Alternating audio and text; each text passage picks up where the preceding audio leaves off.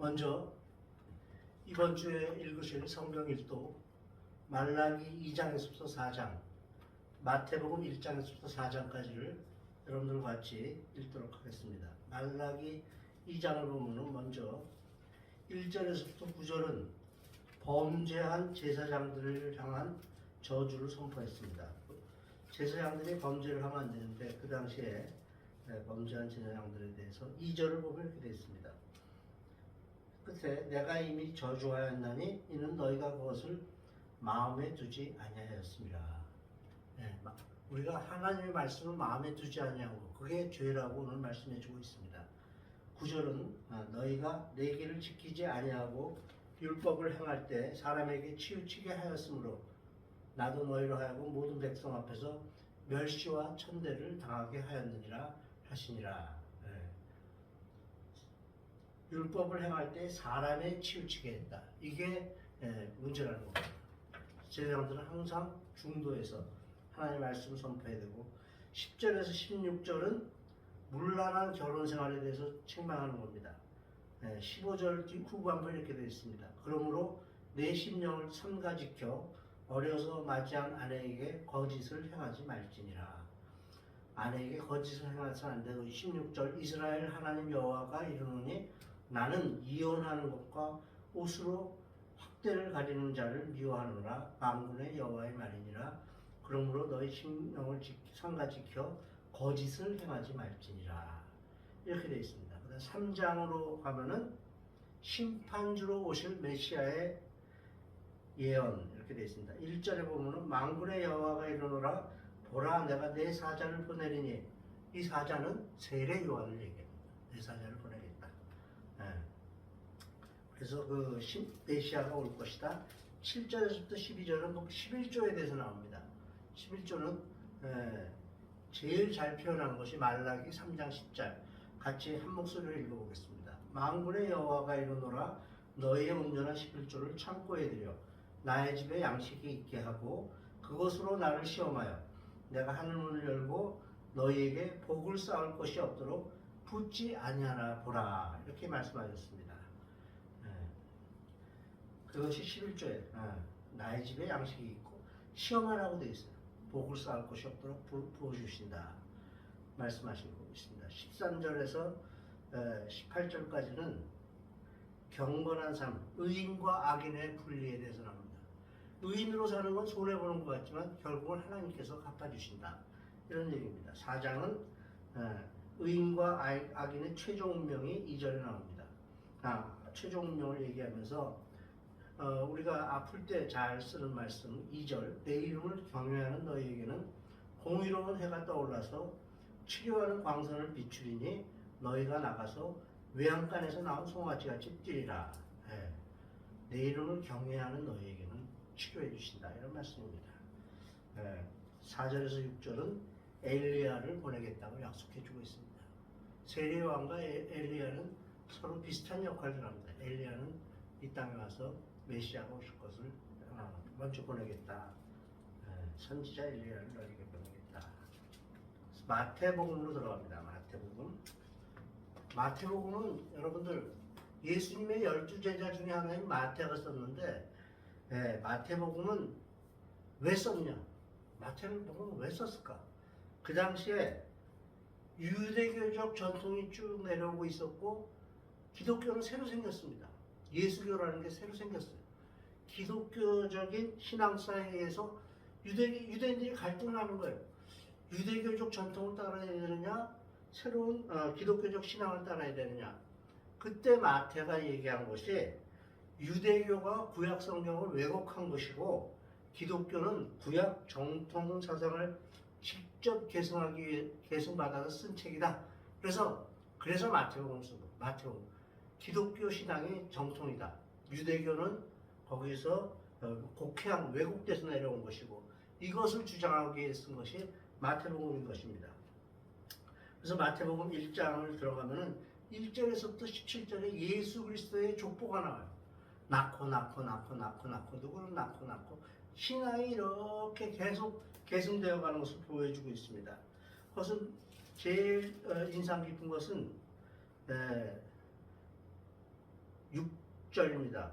6절에 다윗은 우리아의 아내에게서 솔로몬을 낳고 이렇게 되어 있습니다. 여러분들 다윗은 자기 아내 밧세바에서가 아니라 우리아의 아내 우리아의 아내 이름이 밧세바예요. 우리아의 아내에게서 솔로몬을 낳고 무슨 말이에요? 죄를 지은 거를 그냥 성경은 다 보여주고 있습니다. 다른 경전들 보면 불경이건 뭐 이슬람 성전이건 그 좋지 않은 것들은 감추는 경향이 있는데 성경에서는 우리 인간의 죄에 대해서 이렇게 다 드러내 보입니다. 다윗은 우리아의 아내에게서 솔로몬을 낳고 그래서 17절까지는 예수 그리스도의 족보고 18절에서부터 25절은 동정녀를 통한 예수 그리스도의 탄생을 얘기하고 있습니다. 21절과 23절을 같이 읽어보면 21절 아들을 낳으리니 이름을 예수라 하라 이는 그가 자기 백성을 그들의 죄에서 구원할 자이심이라 하니라. 23절 보라 처녀가 잉태하여 아들을 낳을 것이요 그의 이름은 임마누엘이라 하리라 하셨으니 이를 번역한즉 하나님이 우리와 함께 계시다 하리라. 임마누엘과 예수님의 예수란 단어에서 설명을 해주고 있습니다. 2장으로 넘어가서는 동방 박사들이 아기 예수 방문하는 것을 얘기하고 있습니다. 1절에 헤로드 왕 때 예수께서 유대 베들레헴에서 나심에 동방으로부터 박사들이 예루살렘에 이르러 말하되 베들레헴에서 난다고 나셨다고 되어 있습니다. 근데 베들레헴은 미가서 5장 2절에 보면은 미가서 5장 2절을 한번 찾아보시겠습니다. 미가서 5장 2절을 보면은 거기도 베들레헴에서 난다는 예언이 나옵니다.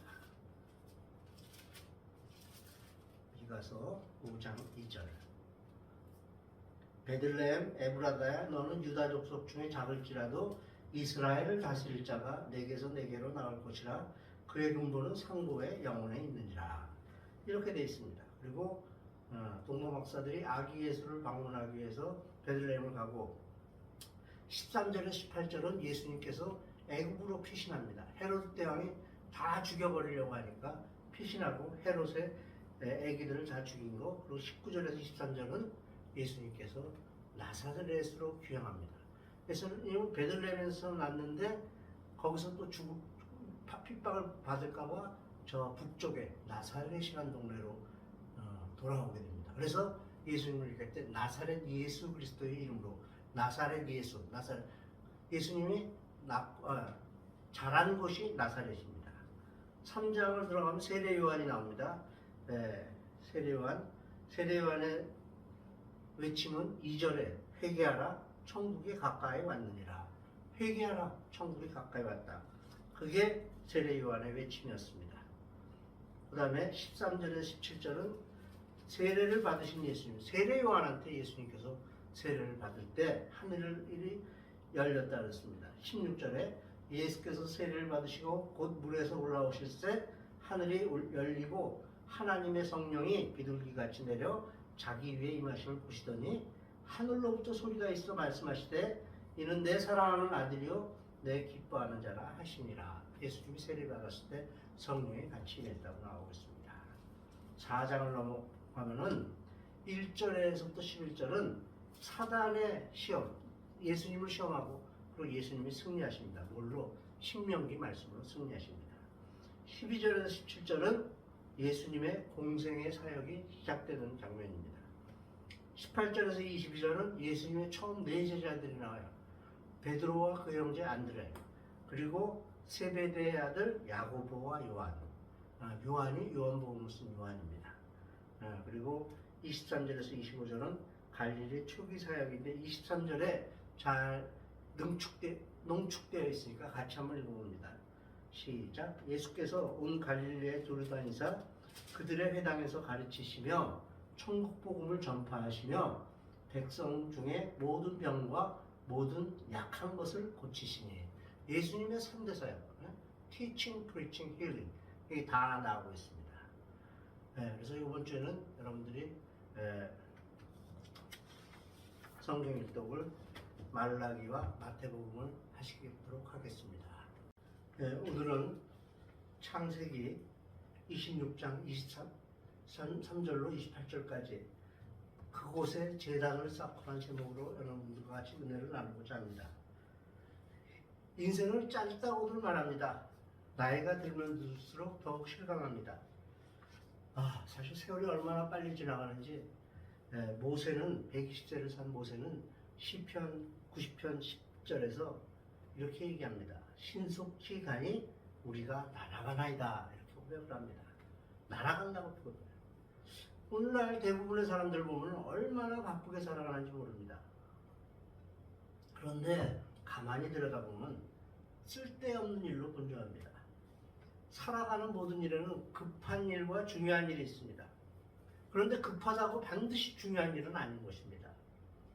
그런데도 사람들은 급한 일을 따라서 허겁지겁 살아갑니다. 그래서 정말 소중한 것은 놓쳐버리지 말고 살아갑니다. 안타까운 일이죠. 사람마다 가치관이 다 다릅니다. 그래서 사람마다 우선순위가 다릅니다. 크리스찬이 된다는 것은 가치관이 변하는 거예요. 주 안에 감추인 새 생명 얻으니 이전에 좋던 것 이제는 값없다. 그런데 그것이 하루아침에 그렇게 변하지는 않습니다. 예배에 빠짐없이 참석하고 말씀을 읽고 기도를 꾸준히 하다 보면 변한 모습을 여러분들이 발견하게 될 것입니다. 우리 삶의 딜레마는 시간과 물질의 부족에서 오는 것이 아니라 일의 우선순위를 잘못 선택해서 오는 법입니다. 가치관이 잘못된 사람은 잘못된 우선순위를 가지고 살아갑니다. 믿음의 복은 중요한 것이 무엇인지를 깨닫게 되는 것입니다. 믿음이 들어오면 눈이 밝아져요. 눈이 밝아지니까 전에는 중요한 것이었는데 이제 믿음의 눈으로 보니까 그렇게 중요하지 않더라는 것입니다. 그때부터 인생이 달라지게 됩니다. 마귀가 하는 일이 뭡니까 여러분들? 뿔을 가지고 달려들어요? 아닙니다. 마귀가 하는 가장 큰 일은 우리의 가치관을 흔들어 놓습니다. 다른 것 없습니다. 가치관이 가치 없는 것이 가치 있도록 보이도록 해버리면은 그 사람은 허망한 것을 가장 좋은 것으로 알고 쫓아가니까 자동적으로 망하는 길로 가는 겁니다. 그러므로 오늘 우리가 정말 가치 있는 것을 바로 깨달아서 그 가치 있는 것에 우선순위를 두고 살아가야 할 것입니다. 인도의 마하트마 간디는 기독교는 나는 믿진 않지만 예수님의 말씀인 산상수훈을 믿는다 이렇게 얘기했습니다. 그래서 마하트마 간디는 이 산상수훈에서 받아들여서 무저항주의를 주장하게 됩니다. 그런데 그 산상수훈의 결론이 마태복음 6장 13절에 너희는 먼저 그의 나라와 그의 의를 구하라 그리하면 이 모든 것을 너희에게 더하시리라 이겁니다. 여러분들 이것을 깨달으려면은 이 가치관을 우리가 받아들이려면 우리 믿음이 좋아져야 돼요. 믿음이 나아지지 않으면은 복된 인생의 우선순위를 가지고 살아가지 못하고 항상 마귀에게 속게 됩니다. 우리의 남은 인생을 하나님의 자녀로서 가장 복되고 가치 있게 살기 위해서는 좋은 믿음, 바른 믿음을 얻어야 하는 이유인 것입니다. 창세기를 보면은 4명의 족장들이 등장합니다. 아브라함, 이삭, 야곱, 요셉. 이 아브라함, 이삭, 야곱, 요셉은 한결같이 복받은 사람들이었습니다. 그리고 그들은 대부분 복받을 이유와 조건들을 가지고 있었습니다. 아브라함을 여러분 한번 보세요. 아브라함은 순종에 정말 굉장한 순종을 합니다. 하나님께서 어느 날 너는 너의 본토 친척 아비의 집을 떠나서 내가 내게 지시할 땅으로 가라. Go to the land I will show you. 지시할 땅으로 가려는데 그대로 순종했습니다. 그리고 하나밖에 없는 아들을 바치라고 했을 때도 그것도 순종했던 아브라함입니다. 아브라함은 그래서 우리들의 믿음의 조상이라고 합니다. 또 야곱을 봅시다. 야곱은 인간적으로 나쁘지만 너무나도 복을 사모했던 사람입니다. 어느 정도로 복을 사모했냐 하면은 형의 급한 성질을 이용해서 형의 장자권을 가로챘고 병든 아버지를 속여서 아버지의 축복권을 가로챌 정도로 복을 사모했던 사람입니다.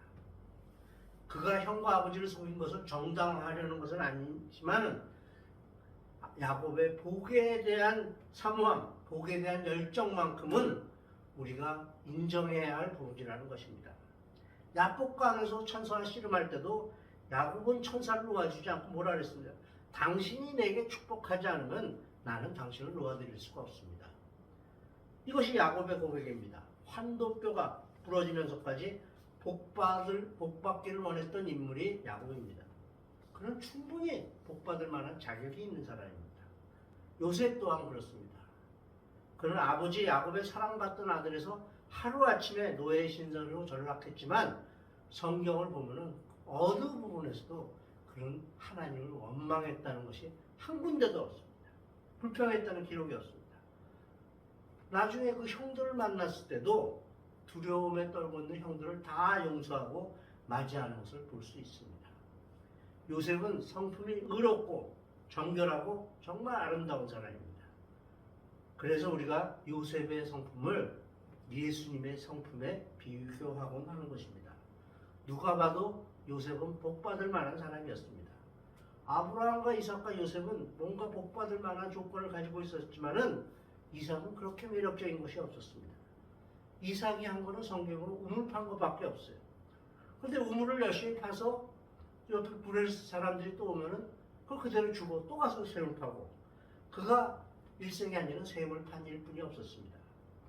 16절을 보니까 이렇게 되어 있습니다. 16절 참 우리를 아비멜렉이 이삭에게 우리를 떠나라 하니까 17절에 이삭이 그곳을 떠나 이렇게 되어 있습니다. 떠나라니까 떠났습니다. 이삭이 이게 내가 어떻게 판 우물인데 하고 그들하고 싸웠으면 죽었을지도 모르지만은 이삭은 또 그 순순히 내지고 다른 데로 갑니다. 이삭은 전쟁보다 양보를 선택했던 사람입니다. 안 믿어지겠지만 여러분들 승리는 양보하는 사람 거예요. 그거 참 잘 안 믿어집니다. 근데 성경에서는 그렇게 증명해 주고 있습니다. 그런데 그리고 그런 이삭이 13절에 보니까 마침내 거부가 되었다고 합니다. 마침내는 그냥이 아니라 쉽게가 아니라 뭔가를 하고다가 안 되고 쓰러지고 넘어지고 하다가 마지막에 이루어졌다. 그 말씀인 것입니다. 신명기 8장 16절을 보면 이렇게 되어 있습니다. 이는 다 너를 낮추시며 너를 시험하사 마침내 내게 복을 주려 하심이었느니라. 너를 시험하고 낮추고 시험하사 마침내 내게 복을 주려 하셨습니다. 하심이었느니라. 그런데 오늘 말씀의 핵심은 이삭이 양보를 해서 더 넓은 우물을 얻었다는 것도 아니고 거부가 되었다는 것도 아닌 것입니다. 말씀의 핵심은 이삭이 부엘세바로 올라갔다는 것입니다. 23절 보면 이삭이 거기서부터 부엘세바로 올라갔다고 되어 있습니다. 부엘세바는 어떤 곳이냐면 이삭이 어릴 때 아버지 아브라함과 함께 예배하며 결혼할 때까지 신앙적으로 양육받은 장소입니다. 그리고 부엘세바는 이스라엘의 국토 남단에 있어요. 그래서 부엘세바에서부터 단까지 우리나라로 따지면 하를라에서 백두까지 부엘세바에서 단까지 그곳에 제단을 쌓고 여호와의 이름을 부르며 거기 장막을 쳤다고 합니다.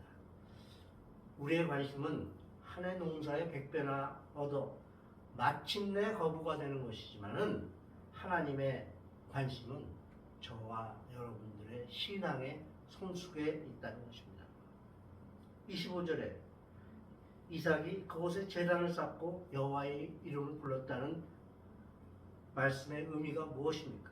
제단을 쌓았다는 것은 어디 가든지 무슨 일을 하든지 예배 드리는 일에 최우선 순위를 두었다는 것을 말합니다. 즉 하나님 중심적인 신앙을 말합니다. 우리의 신앙이 성숙하다는 것은 무엇을 말합니까? 하나님 중심적이 되었다는 것입니다.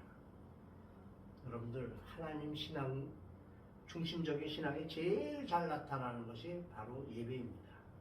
돈 버는 것도 좋고 장소 넓히는 것도 좋지만 예배보다 우선되어서는 안 되는 것입니다. 그리고 여호와의 이름을 불렀다는 것은 바른 기도 생활을 의미합니다. 신앙의 성숙은 그 사람의 기도 생활과 비례합니다. 신앙의 성숙은 반드시 기도 생활로 이어지고 기도하면 놀라운 일들이 나타납니다. 25절을 보면 이삭의 종들이 거기서도 우물을 팠더라 했는데 오늘 성경 말씀의 핵심은 바로 여기에 있습니다. 이삭이 부엘세바에 올라가 단을 쌓고 여호와의 이름을 불렀더니 우물을 절로 얻게 되었다는 것입니다. 그러자 이삭이 두려워했던 블레셋이 오히려 그들에게 화평을 청하러 온다는 것입니다. 하나님과의 관계가 회복된 이삭에게 사람과의 회복도 이루어진다는 것입니다. 사람들에게 놓인 인간관계의 갈등의 문제는 그 자체로 해결하지 못합니다. 여러분들 인간의 갈등이 생긴 걸 어떻게 내가 해결해 보겠다고 하면 절대 해결 못합니다. 하나님께 전적으로 예배하며 기도할 때 그 시련과 위기에서 회복되는 것입니다. 왜? 그들은 저 사람이 이삭이 하나님과 함께하면 본 것이기 때문인 것입니다. 우리들은 크리스천입니다. 세상 사람들에게 저 사람은 뭔가가 있어. 저 사람에게 하나님이 함께한다는 것을 여러분들이 보여주셔야 한다는 것입니다. 그렇지 않으면 사람들은 너나 나나 똑같은데 이렇게 얘기하는 거예요. 바울이 기적 일으키는 것을 보고 유대인들이 예수의 이름으로 귀신을 물러가라 하니까 사도행전 19장 15절에 보니까 이렇게 되어 있어요. 악기가 대답하여 이르되 내가 예수도 알고 바울도 알거니와 너희는 누구냐. 교회 여러분들, 진정한 신앙생활의 승리가 무엇입니까? 신앙생활의 승리는 하나님을 예배하는 것에서부터 시작합니다. 그러면 우물과 분은 절로 따라오는 것입니다. 이삭이 우물이 있는 곳으로 이사를 다닌 것이 아닙니다. 이삭이 이사를 가는 곳마다 하나님께서 우물을 주셨습니다. 이것이 복된 것입니다. 내가 우물 있는 데로 가는 것이 아니라 내가 있는 곳에서 샘물이 솟아나오게 합니다. 사랑하는 교회 여러분들, 오늘 본문의 결론이 여기 있습니다. 부엘세바로 올라가자. 부엘세바로 올라가면 산다. 부엘세바로 올라가면 모든 것이 새롭게 될 것이다. 거기에 역사가 있고 기적이 나타나게 될 것이다. 오늘 하나님께서 여러분들을 부엘세바로 초대하고 계십니다. 우리는 하나님이 택하신 거룩한 하나님의 자녀들입니다. 그런데 하나님의 자녀된 우리에게는 부자 되는 것보다 평안히 사는 것보다 더 중요한 문제가 있는데 바로 하나님과의 관계인 것입니다.